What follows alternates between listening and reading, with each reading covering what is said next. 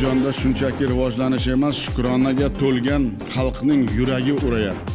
Bu zaminda yangi O'zbekiston shukuhi har bir mahalla, har bir xonadonga kirib ulgurgan desak, bu ham to'g'ri bo'ladi.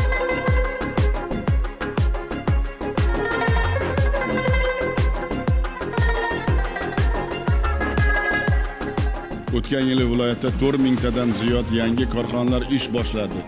51 ta korxona kichikdan o'rtaga o'tdi. Ularning har birining oboroti 100 milliard so'mgacha ko'paydi.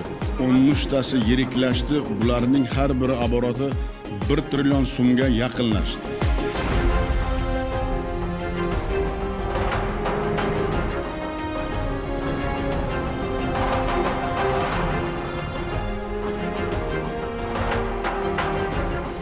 Bolalarni ko'ziga qarab hayron qoldim.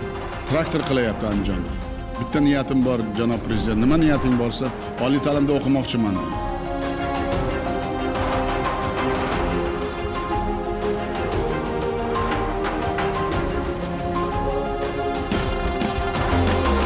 Bir narsani ishondim, hali biz juda ko'p ish qilishimiz kerak. Yoshlar yonib turibdi.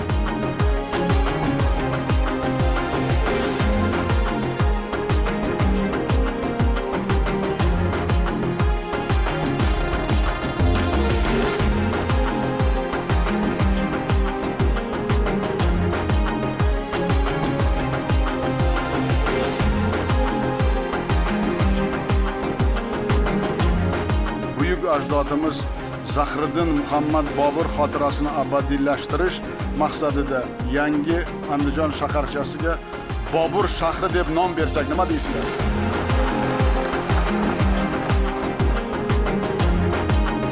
Faxr bilan ayta olamanki, Andijon butun mamlakatimiz Markaziy Osiyo mintaqasining yirik va zamonaviy shaharlaridan biri, vodiy gavharidir.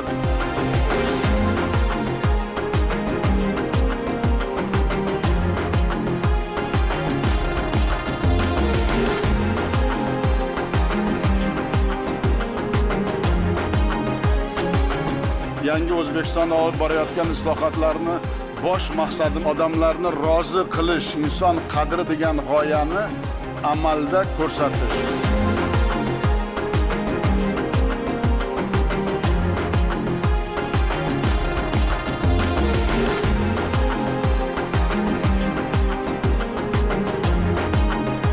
Kun davomida Andijondagi bo'layotgan o'zgarishlar bilan tanishdim. Shu bilan birga viloyat iqtisodiy, ijtimoiy rivojlantirish, obodonlashtirish va infratuzilma uchun misli ko'rinmagan mablag'lar ham ajratdi.